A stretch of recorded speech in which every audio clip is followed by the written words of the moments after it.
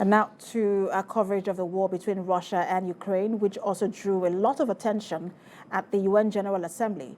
Russian President Vladimir Putin says military reservists are to be sent to Ukraine as part of a partial mobilization of Russian forces. In a televised address to the nation, he said this was a necessary step to ensure the protection of Russia's territorial integrity. We have details in this report. In his televised address, the Russian leader accused the West of wanting to see Russia weakened and destroyed, and said the threat to retaliate further is not a bluff in any way.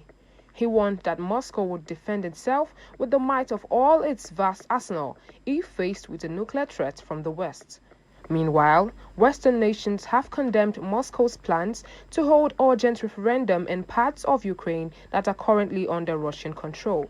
The United States, Germany, and France have said they would never recognize the results of the vote. Meanwhile, Russia's invasion of Ukraine has taken center stage at the United Nations General Assembly, with Germany and France condemning Russian President Vladimir Putin's imperialism, Qatar, Senegal, and Turkey calling for immediate peace talks, and Lithuania urging the establishment of War Crimes Tribunal to punish Moscow's atrocity. German Chancellor Olaf Scholz said there was no justification whatsoever for Putin's decision to invade Ukraine in February. Meanwhile, separatist leaders of 4 Russian-controlled areas of Ukraine are insisting on holding referendums on whether to become part of Russia. Those votes, which scheduled to begin as early as this Friday, would take place in the eastern and southern regions of Kherson, Donetsk, Luhansk, and Zaporizhia. The plan for referendum is not going down well with the United States. United States National Security Advisor Jake Sullivan says it's likely Russia is trying to annex parts of Ukraine. He says if the plan materializes, the United States will never recognize the areas as Russian. As we've been warning for months, Russia appears to be proceeding with plans to hold sham referenda in areas of Ukraine under its control, and even in areas of Ukraine not currently under its control, in direct violation of Ukraine's sovereignty. Russia is rushing to hold these referenda in response to Ukraine's gains on the battlefield, as well as to prepare for potential mobilization measures.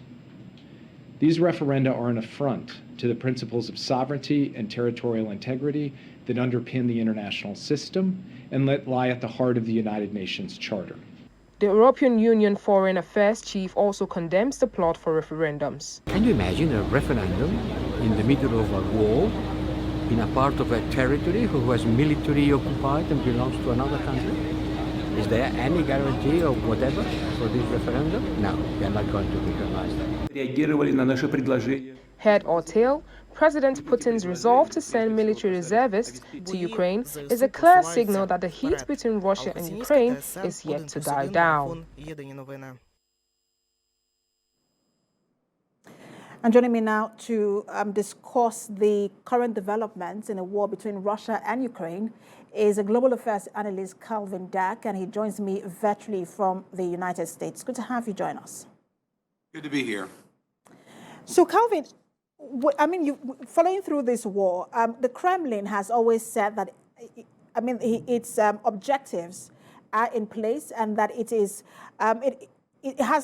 everything is going according to plan. And we've always heard that from the Kremlin. So why do you think that President Putin is sending remobilizing troops? And how strategic do you think that this decision is? Well, I think this is the first real sign that we've seen that Russia really is getting desperate in this conflict. You know, I'm always skeptical of media reports from my country and around the world that, you know, have painted this as just such a losing battle for Putin because we're, you know, what, month 7? So, I mean, Putin has held his own even though he's had setbacks. I think this announcement of this mobilization of troops does represent that they need to do something from their perspective to accomplish their mission. And I think also more importantly, when I often wonder what do the people in Russia think, we know that the version they're receiving mostly, you know, from media is Putin's version of the special military operation. And they may even support him and believe him. But when they hear this of 300,000 reservists being called, they have to realize that this clearly isn't going the way Putin said it would go or the way he's been describing it for the last 7 months to them. But does this also indicate that Putin is determined to achieve military victory? Yes. And one other thing that, his speech from earlier this morning, their time, that what demonstrated to me is, there's been talk, as winter is coming for Europe, that, this would be the time to draw down the conflict.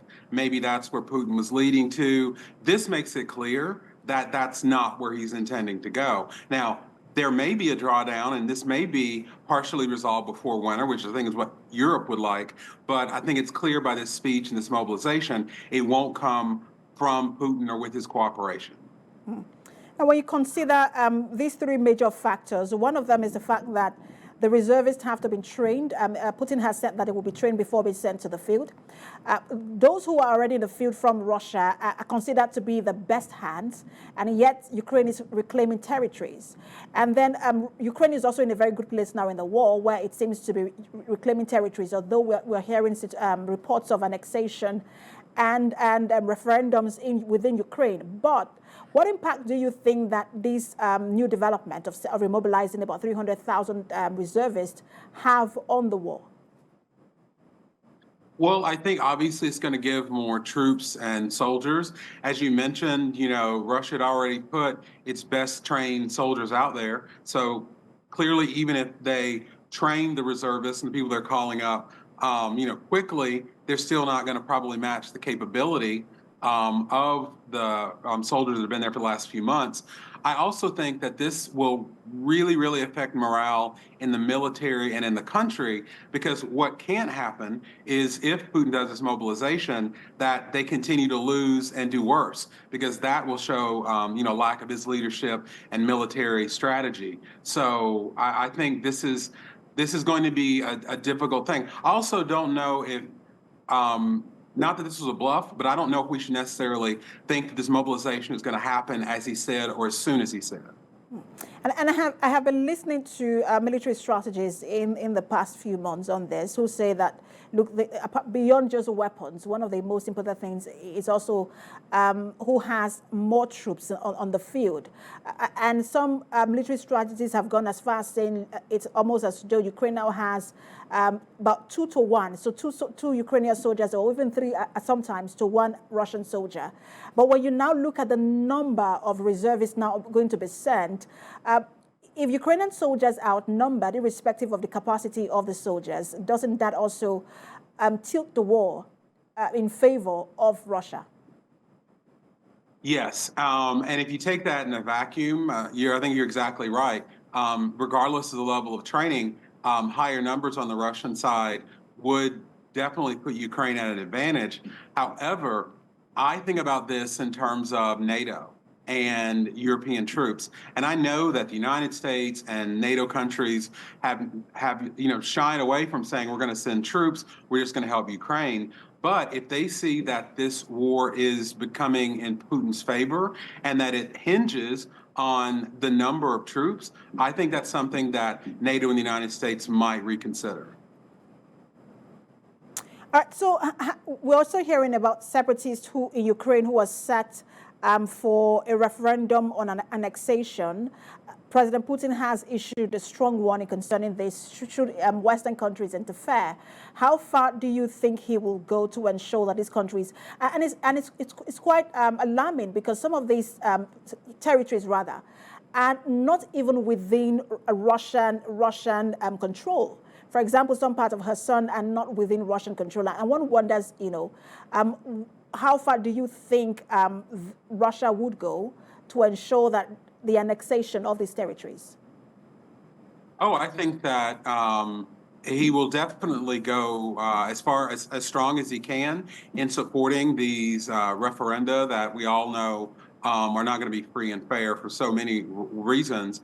But I don't think that's what Putin's looking for. Putin knows that the U.S. and NATO, European countries, they're never going to accept a referendum that supports him. it helps him in his propaganda, because then the conversation turns from, this military operation war in Ukraine to I'm defending Russians who voted that they wanted to remain or be a part of Russia, depending on whose side of history you look at. So I think for his purposes, it works for his argument. The UNG is on currently, and it's in New York. I know you are in Washington. The Ukraine war is a major topic in this assembly, the UNG ongoing. But I mean, how do you think they should react to this latest development? What sort of decisions should we be hearing from the UNGA? Well, I think, it's pretty, expected, as we've already seen, as we'll see when President Biden in a few minutes, gives his speech, and Ukrainian President Zelensky when he gives his speech. We kind of already know the talking points, the celerity and coordination.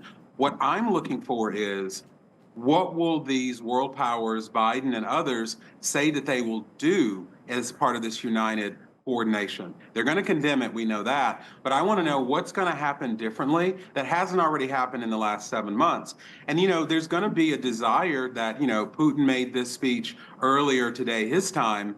What's going to be the world's response? He made very, strong allusions to nuclear threats.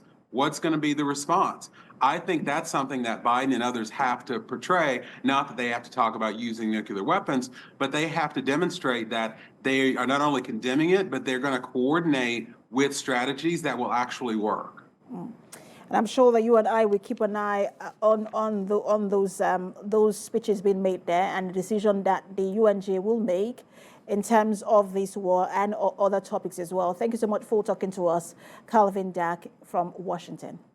Thank you.